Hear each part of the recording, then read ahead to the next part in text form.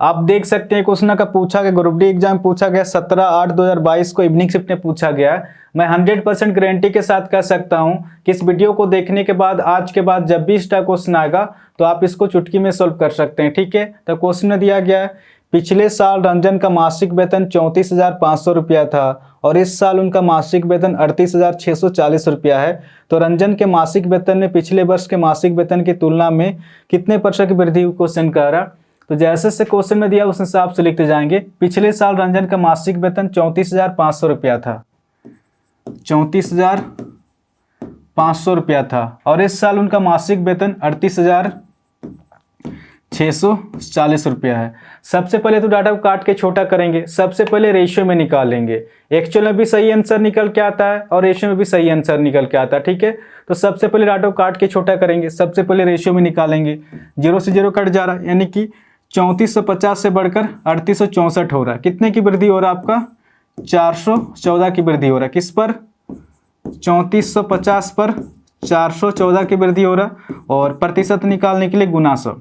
अब इसको सॉल्व करेंगे, डायरेक्ट आंसर निकल के आएगा। 0 से 0 कट जा रहा आपका 5 36 5 9 45 5 दूना 10, फिर से कट रहा आपका 3 दूना 6 3 तिया 9, आपका 3 एका 3, 1 हासिल 11 हो जा रहा, 3 तिया 9, 2 हासिल 24 हो जा रहा, 3 8 24, फिर से कट रहा आपका 23 6 138, यानी कि 6 दूना 12% की वृद्धि हो जाएगा। ठीक है, इस क्वेश्चन का आंसर हो जाएगा आपका ऑप्शन ए, इसका सही आंसर होगा 12% की वृद्धि हो जाएगा। आपका दूसरा नंबर का क्वेश्चन में दिया गया है एक कस्बे की जनसंख्या 2,24,375 है। यदि यह 4% प्रतिवर्ष की दर से बढ़ती है तो 2 वर्ष बाद इसकी जनसंख्या कितनी होगी। आप देख सकते हैं क्वेश्चन का पूछा गया, ग्रुप डी एग्जाम 22/8/2022 को मॉर्निंग शिफ्ट में पूछा गया। तो जैसे से क्वेश्चन में दिया उस हिसाब से लिखते जाएंगे। जब भी सिंगल परसेंटेज देगा तो सबसे पहले प्रतिशत को उतारेंगे और सबसे पहले देखना है कि वृद्धि दिया गया पर कमी दिया गया, 4% प्रतिवर्ष की दर से बढ़ती है, यानी कि वृद्धि दिया गया। ठीक है, 4% की वृद्धि दिया गया। सबसे पहले इसको सॉल्व करेंगे कि 4% फ्रैक्शन में कितना होता है। जब भी प्रतिशत को हटाएंगे 100 से भाग देंगे, 2 दूना 4, 2 5 10 0, 2 एका 2, ये आपका 25 निकल के आ रहा है, यानी कि 1/25 निकल के आ रहा है। और फ्रैक्शन में जो होता है नीचे वाला संख्या हमेशा ओरिजिनल संख्या होता है, इसके ऊपर चेंजेस होता है, इसके ऊपर बढ़ता भी है, इसके ऊपर घटता भी है। ये क्वेश्चन के ऊपर डिपेंड करता है कि आपका क्वेश्चन में क्या दिया गया। तो क्वेश्चन में दिया गया एक कस्बे की जनसंख्या 2,24,375 है। यदि यह 4% प्रतिवर्ष की दर से बढ़ती है, क्वेश्चन में दिया गया। अगर कस्बे की जनसंख्या अगर 25 रहा होगा तो इस 25 का 4% वृद्धि हो रहा, तो इस 25 का 4% कितना होगा? 1 होगा। 1 की वृद्धि हमेशा ऊपर वाला संख्या निकल के आता है, आप निकाल के भी देख सकते हैं। इस 25 का 4%, जब 4% को फ्रैक्शन में सोल्व करेंगे 1/25 आएगा। 25 से 25 कट जा रहा, आप देख सकते हैं यहाँ पर भी 1 है और यहाँ पर भी 1 है, यानी कि इस 25 का 4% वृद्धि हो रहा है। इस 25 का 4% कितना होगा? 1 होगा। 1 की वृद्धि हमेशा ऊपर वाला संख्या निकल के आता है। जैसे 25 में 1 जोड़ेंगे, अब जनसंख्या कितना हो जाएगा आपका? 26 हो जाएगा। कितने साल तक दिएगा आपका?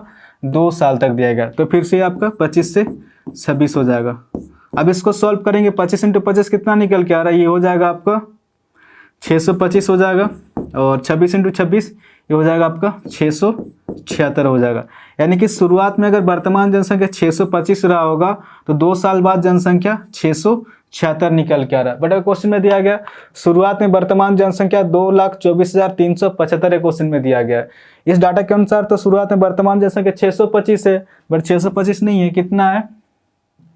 2,24,375 है।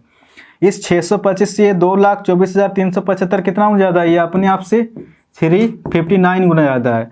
ये 359 किस तरह से निकल के आ रहा है? जब 2,24,375 को 625 से भाग देंगे तो 359 निकल के आएगा। ठीक है, या फिर आप इसको इस तरह समझ सकते हैं जैसे कि यहाँ पर 2 है और यहाँ पर 10 है। इस 2 के साथ कितना की गुना करें कि 10 आ जाए? यहाँ पर 5 की गुना करेंगे तभी जाके 10 आएगा। तो इसी प्रकार इस 625 के साथ 359 की गुना करेंगे तभी जाके 2,24,375 आएगा। तो कहीं ना कहीं आपका 359 गुना ज़्यादा है। तो क्वेश्चन क्या पूछ रहा है आपका? 2 वर्ष बाद इसकी जनसंख्या कितनी होगी? तो 2 साल बाद जनसंख्या 676 ना होकर अपने आप से इसी 359 के साथ गुना करेंगे, कितना हो जाएगा आपका? 600 76 इंटू 359। जब इसको गुना करेंगे तो इस क्वेश्चन का आंसर हो जाएगा आपका ऑप्शन ए, इसका सही आंसर होगा 2,42,684 हो जाएगा। ठीक है, तो आशा करता हूँ आज के बाद जब भी इस टाइप क्वेश्चन आएगा तो आप इसको इजीली सॉल्व कर सकते हैं। इस चैनल को आप लोग सब्सक्राइब कर सकते हैं, कुछ ना कुछ तो नया सीखने को जरूर मिलेगा। और हाँ, कमेंट करके भी जरूर बताएं कि ये क्वेश्चन आपको समझ में आया कि नहीं। ठीक है, तो आज के लिए इतना ही, फिर नेक्स्ट वीडियो मिलेंगे। धन्यवाद।